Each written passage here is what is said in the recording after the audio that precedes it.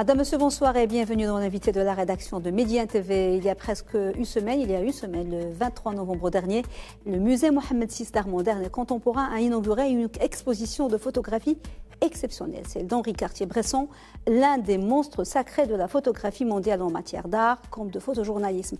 Un photographe artiste qui a sillonné le monde de long en large, de l'Afrique de la fin des années 20, en passant par la guerre civile espagnole, la révolution chinoise, la libération de Paris, le célèbre portrait de Gandhi, quelques heures avant son assassinat, ou encore la Russie après la mort de Staline. Le photographe a été des décennies durant un témoin privilégié du siècle dernier à des moments intenses, charnières de l'histoire de l'humanité.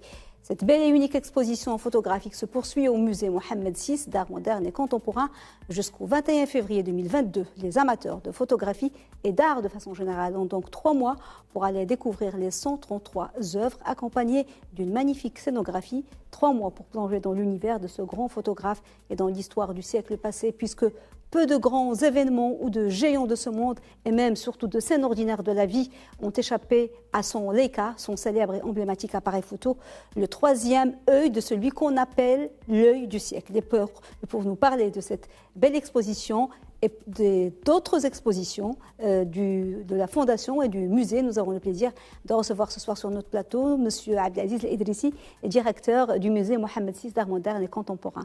Abdelaziz Idrissi, bonsoir et merci beaucoup d'avoir accepté notre invitation. Merci de votre invitation. Alors, depuis quelques mois déjà, depuis la réouverture du musée, il y a eu quelques belles expos de grands photographes.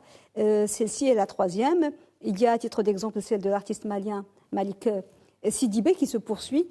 Pourquoi cette décision de se tourner davantage vers la photographie au sein du musée? Alors, le président de la Fondation nationale des musées a souhaité fêter de la photographie en tant qu'art part entière, un art entier. Donc, parce que d'abord, la scène photographique marocaine est une scène très dynamique, une scène très riche. Et deuxièmement, parce qu'on avait envie de montrer d'autres facettes de l'art contemporain, au-delà de la peinture ou de la sculpture. Se tourner vers la photographie, c'était un souhait pour faire aussi de la photo un art entier, mais l'exposer dans la totalité des musées qui sont gérés par la Fondation nationale des musées, que ce soit le musée Mohamed VI d'art moderne et contemporain, le musée de la photographie où il y a une exposition actuellement qui est réservé aux jeunes artistes marocains, aux jeunes talents marocains, ou le musée de l'Aqsa de Tanger, le musée de la culture méditerranéenne, où on va célébrer aussi la photographie par une autre exposition avec un regard croisé d'un artiste marocain et un artiste étranger.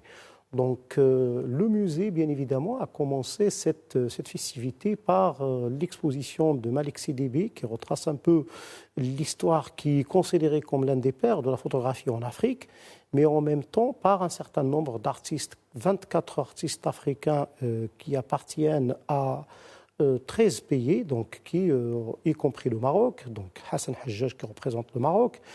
Les 24 artistes présentent aussi l'évolution de cet art en Afrique en montrant des œuvres qui célèbrent le portrait, qui le théâtralisent et qui le présentent d'une façon très particulière. Des artistes aussi engagés dans la vie socio-culturelle africaine, des artistes qui dénoncent ou qui ont dénoncé l'apartheid, des artistes qui évoquent la responsabilité de l'homme envers son environnement, etc. Donc c'est une belle exposition qui a permis justement d'ouvrir cette manifestation autour de la photo. Une deuxième exposition, c'est l'expo de Caroline Goudriot et Gérard Rancinon, une exposition particulièrement riche qui permettait à la fois de donner une lecture contemporaine de la photo en montrant des œuvres à la fois historiques mais qui ont été réinterprétées à la manière de Rancinon sur des supports qui dépassent parfois 5 mètres de long sur 3 mètres, donc des énormes panoramiques, et également une lecture critique de la société de consommation qui est la société moderne.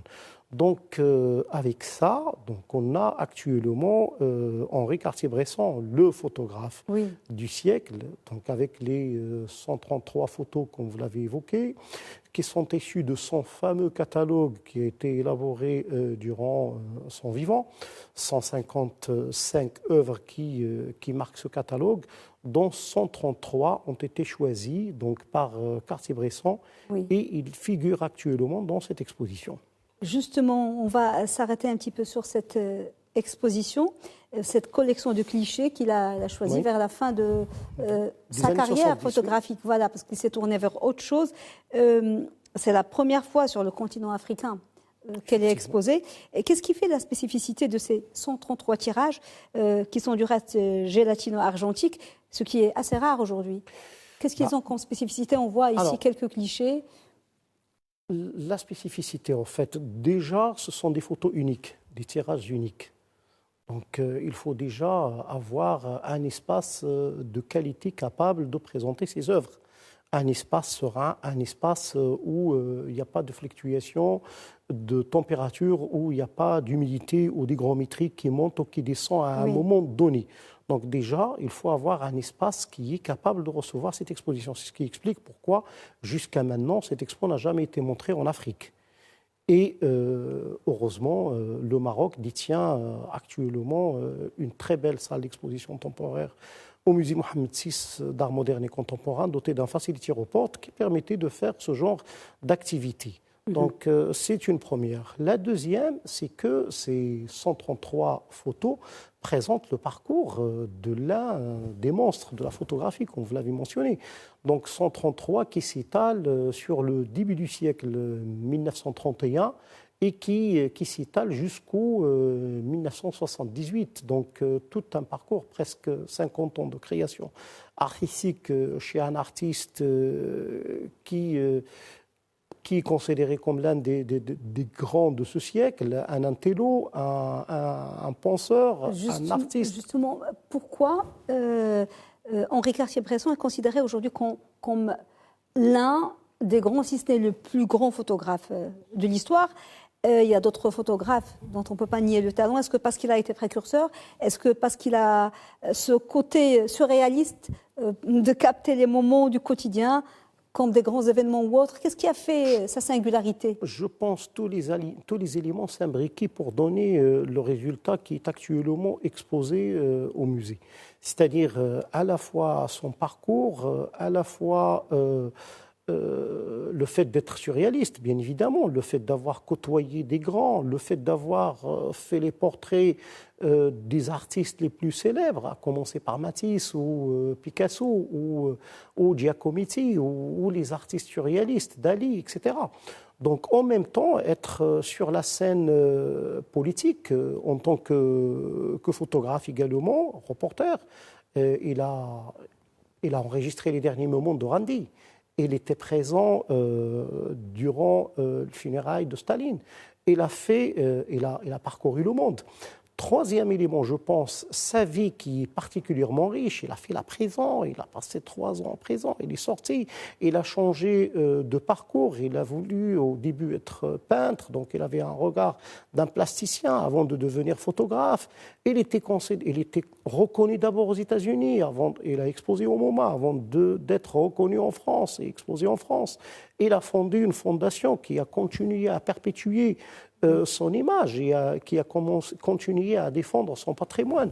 Donc j'imagine que tous ces éléments, plus sa technicité, son pouvoir à capter les moments les plus inattendus, les moments les plus difficiles, un regard particulier qui permettait d'enregistrer les moments dans un laps de temps très particulier. C'est ce qui a fait de lui l'artiste qui est aujourd'hui connu sous le nom de Henri Cartier-Bresson. Alors, organiser cette expo pour la Fondation et pour le musée est un nouveau grand défi. Est-ce que cela n'a pas été difficile d'organiser cette expo, sachant qu'il s'agit d'œuvres fragiles, qu'il faut conserver et placer dans de bonnes conditions? Ce n'est pas n'importe quel... c'est des tirages uniques. Comment ça s'est passé? Alors, comment ça s'est passé? En fait, il y a un travail qui a commencé depuis un moment. Il a été stoppé en quelque sorte à cause de la pandémie. parce que l'exposition était prévue 2 ans avant, sauf que la pandémie a fait qu'on a tardé un petit peu les choses. Il y a un travail de scénographie qui est fait par le scénographe, ce qui permet aujourd'hui de présenter l'exposition dans ce bel écran, d'une lecture qui se présente d'une façon très linéaire, mais d'une façon très fluide, une lecture assez facile à la portée du visiteur, mais en même temps assez pointue. Donc, d'une façon élégante, etc. Donc un travail de scénographie de qualité, un travail administratif qui permettait de déplacer les œuvres dans les meilleures conditions pour pouvoir les conditionner au Maroc et les présenter au public marocain.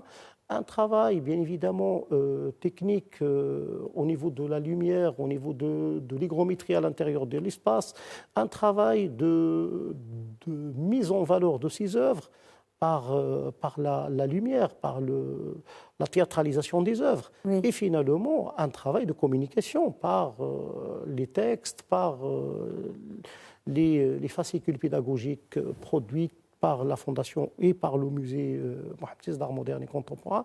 Donc c'est une expo comme les grandes expositions que nous avons toujours réussi, alhamdoulilah, jusqu'à nos jours. Alors justement, en matière de photographie, le Maroc peut être considéré comme précurseur. En tout cas, dans la région et le continent, c'est le seul à avoir un musée national de la photographie.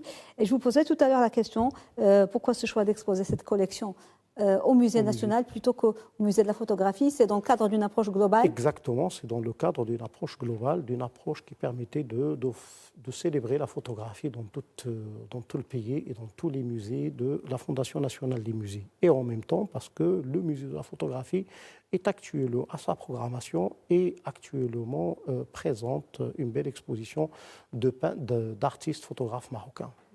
Avant de passer aux autres projets, aux autres événements, je voudrais poser une question qui est évidente. Est-ce qu'il y a du monde? Est-ce qu'il y a des visiteurs? On est en période pandémique. Est-ce qu'il y a du monde qui vient voir l'expo, expos? Alors, on est agréablement surpris par le nombre de visiteurs qui ont côtoyé le musée depuis la mise en place de l'exposition de Delacroix. Alors, je pourrais vous donner un chiffre à titre indicatif. Le nombre de visiteurs qui ont fait l'expo de Delacroix dépasse 21 000 visiteurs pendant 3 mois. Ça veut dire au-delà de 7 000 visiteurs. Ce n'est pas un grand nombre, mais quand on le place dans le contexte dans lequel on vit, on sait que ce n'était pas possible d'avoir des groupes scolaires, ce n'était pas possible d'avoir des groupes touristiques, et pourtant, d'une façon individuelle, il y a 21 000 visiteurs qui ont pris la peine de se déplacer au musée pour découvrir Delacroix. Je pense que ces expos, les expos de la photo tels qu'ils sont présentés actuellement, vont faire le double pendant les 3 mois, voire même plus. J'espère que les conditions sanitaires vont s'améliorer. Oui. Mais certainement, il va y avoir au-delà de 40 000 visiteurs qui vont fréquenter le musée pendant cette période. Avant de passer aux événements des prochains mois ou des prochaines semaines, vous avez ramené avec vous 2 livres. Le premier, c'est celui de... Alors, le premier, c'est celui de Cartier-Bresson, le photographe. C'est le fameux catalogue de Cartier-Bresson, qui permettait de montrer la totalité des œuvres qui figurent dans cette exposition et qui permettait aussi de faire une lecture de cette exposition, une lecture assez intéressante, parce que c'est celle que l'artiste lui-même a choisie de la manière avec laquelle il présentait ses œuvres et la façon avec laquelle il présentait sa lecture. Est-ce que ces livres qui sont édités par la Fondation, est-ce qu'ils sont juste pour la Fondation ou est-ce qu'ils peuvent être, ils sont accessibles au grand public? Est-ce qu'on peut se les procurer? Ils sont accessibles au grand public. Malheureusement, le livre de Cartier-Bresson il est actuellement disponible pour le consulter, pour l'étude sur place, mais il est indispensable. Enfin, il n'est pas disponible pour la librairie parce que c'est un nombre limité de livres qui existent actuellement sur le marché mondial. Pas seulement la Fondation. Alors, il y a le deuxième... C'est le catalogue qui a été produit par la Fondation nationale des musées une expo qui a rencontré un grand succès. À l'occasion de l'expo de Delacroix. Donc, souvenir d'un voyage au Maroc. C'est une exposition que le musée a présentée avec le musée du Louvre et avec le musée de Delacroix. Donc, C'est l'exposition que nous avons fermée avant de mettre en place l'expo de Cartier-Bresson. Et c'est une exposition qui était très particulièrement riche par l'insertion d'un certain nombre d'objets qui ont permis aussi d'avoir à la fois un parcours plastique de l'artiste, mais aussi les objets que l'artiste a collectés lors de son séjour au Maroc. Voilà. D'après votre expérience, Abdelaziz Idrissi à la Fondation et à la tête du musée, qu'est-ce qui attire le plus le grand public marocain? On va parler principalement du public marocain. Nous sommes en période de pandémie, donc les touristes, il n'y en a pas beaucoup. Est-ce qu'ils sont beaucoup plus attirés par la photographie, par l'art, par les artistes contemporains, les anciens? Qu'est-ce qui les attire le plus? Je pense qu'il faut attendre un petit peu jusqu'à ce qu'on fera nos calculs suite à la visite, suite à cette activité dédiée à la photographie. Mais je pourrais dire que dès qu'on réalise un travail de qualité, le public est au rendez-vous. Quand on a fait la Biennale de Rabat, on a réussi à faire venir plus de 140 000 visiteurs pendant 3 mois. Parce que tout simplement, il y avait un offre culturelle assez important, assez différente de ce qu'on avait tendance à faire constamment. Et en même temps, parce qu'il y avait une communication autour des activités et parce que l'exposition était éclatée, répartie sur 11 lieux. Donc ça a permis de drainer un nombre important de gens. J'imagine que la ville de Rabat est en train de devenir pas seulement capitale culturelle, ville lumière du Maroc, mais aussi une destination touristique par excellence. La facilité de mobilité entre les villes du Nord et Rabat donc, permettait aux gens de se déplacer pour venir découvrir l'offre culturelle que la ville de Rabat présente. Et également, je pense, la programmation constante permettait aussi d'avoir des rendez-vous qui incitent les gens à se déplacer. Alors, la singularité du Musée national des arts contemporains et modernes, c'est que c'est un concept. On avait tout à l'heure parlé du musée dans la rue et de la rue dans le musée. Est-ce que vous pouvez nous développer ce concept pour comprendre la singularité et la philosophie de ce musée? Alors, le musée est visible déjà par les œuvres qui sont à l'extérieur. Par un Botero, par une sculpture de Belkahia, par une sculpture d'Ousmane Sow, par des sculptures de Qbej, Ikram, etc. Donc il y a déjà une volonté de sortir vers le public, inciter le public à venir. Lors des temps normaux, on va dire, le musée organisait aussi des rencontres cinématographiques au musée, ce qui fait qu'il y avait une possibilité pour les jeunes de venir découvrir constamment et assister à des projections cinématographiques de qualité. Le fait d'avoir l'underground au musée, cet espace qui s'appelle Galerie Mlihi en bas, permettait aux jeunes de s'exprimer d'une façon particulière. Il permettait aussi, et il nous a permis de faire une programmation culturelle et de réaliser des œuvres in situ. Réaliser des œuvres, par exemple, à l'image de l'expo de Fawzi Latirs, qui a été réalisée d'une façon progressive à l'intérieur de cet espace. C'est un espace modulable. Incubateur voilà, aussi. Exactement. Et un espace qui permettait de se transformer, de prendre la forme que le scénographe ou que l'artiste lui attribue, veut lui donner. Donc déjà, ça, c'est important. Au musée de la photographie, on a la même chose, on a le même concept, le concept de proximité. C'est un musée de proximité, un musée qui est connecté à son environnement, à son voisinage. Donc un musée qui est ouvert sur la mer, mais un musée qui permettait aussi aux gens de déambuler autour des œuvres à l'extérieur pour aller vers la mer. Un musée qui permettait aussi à la population de venir et de venir gratuitement. La population de l'océan peut aller au musée gratuitement, juste en présentant leur adresse, leur carte d'identité. Donc c'est un concept, comme vous venez de le mentionner, de le souligner, un concept qui permet de créer un lien permanent avec les gens pour pouvoir les fidéliser et pour pouvoir les inviter à devenir membres permanents du musée. Alors, en plus des expos qui sont actuellement au musée, parlez-nous, je vous prie, Abdelaziz Idrissi, du programme du musée Mohamed VI pour les prochaines semaines ou les prochains mois, pour donner envie aux gens d'y aller, pour s'organiser. Alors, Donc là, dans cette programmation de photographie, on est en plein travail également pour la mise en place d'une exposition d'un artiste marocain qui est Toham El Nadr. Après, il y a une programmation pour l'année 22, une programmation culturelle assez riche et assez diversifiée qui commence par cette exposition de photos et qui va se terminer par d'autres projets avec des artistes européens si la situation, comme ce que je disais tout à l'heure, s'améliore. Il y a des artistes marocains comme Belkahia auxquels on va rendre hommage, comme on avait l'habitude de faire constamment, rendre hommage à un artiste marocain, donc Belkahia avec la fondation Belkahia.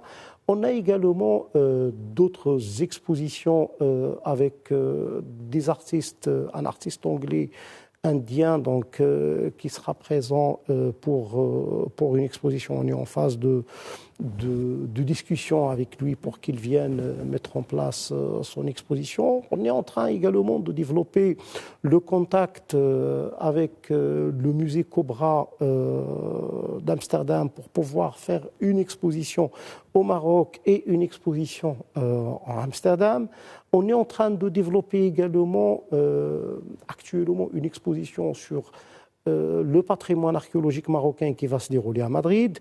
Et sur le plan interne, on est en train de préparer l'ouverture d'un nouvel espace à l'Aqsba de Tanger, oui, qui est l'ex-présent de l'Aqsba, le monument historique, qui est réhabilité, qui va devenir un lieu d'exposition temporaire qui va donner un nouveau souffle et une vie au musée de l'Aqsba de Tanger, un espace de 900 mètres carrés, donc qui sera inauguré dans les semaines qui viennent. L'inauguration sera probablement à moitié du mois prochain. On est en train de préparer une exposition autour de l'école du Nord du Maroc pour encore une fois rendre hommage à cette école et aux artistes qui ont contribué à l'écriture de l'histoire de l'art au Maroc. Donc la pandémie n'arrête pas les activités artistiques et les expositions, et j'en remarque que la Fondation a gagné en très peu de temps une renommée internationale et beaucoup de confiance. Le fait qu'une expo comme celle d'Henri Cartier-Bresson reste 3 mois, ouais. Donc vous la sentez, cette confiance de la part de vos partenaires, de la part de ceux qui prêtent les collections, et ça se fait de plus en plus? Ça se fait de plus en plus. Au fait, quand on a fait l'exposition de Picasso, de Giacometti, les impressionnistes, la collection de Pompidou, la collection de la Banque d'Espagne, etc., on gagne en crédibilité et on gagne la confiance des institutions prêteuses. Donc aujourd'hui, alhamdoulilah, le Maroc est doté d'un espace de qualité. Les équipes sont des équipes marocaines formées, in situ, formées sur place. Donc on a de la main-d'œuvre qualifiée, on a des spécialistes qui sont en mesure de monter des expositions, on a des commissaires qui travaillent sur place, oui. On a des historiens d'art qui sont en mesure de présenter des expos de qualité. Donc, je pense qu'on est en train de faire un travail de qualité dans le domaine de la muséologie, avec les formations, avec les recrutements, avec les travaux qui se font. La Fondation nationale des musées est en train de gagner le terrain, elle est en train de remplir sa mission, tout simplement. Abdelaziz Idrissi, merci beaucoup d'avoir été avec nous. Je rappelle que vous êtes le directeur du musée Mohammed VI d'art moderne et contemporain. Et je rappelle que l'expo d'Henri Cartier-Bresson se poursuit jusqu'au 21 février 2022 et que l'expo de Malik Sidibé se poursuit aussi. Donc allez-y nombreux, ce sont de très belles expositions. Merci. Merci à vous. Madame, monsieur, merci de nous avoir suivis. Excellente suite des programmes sur Média TV. Une très belle soirée.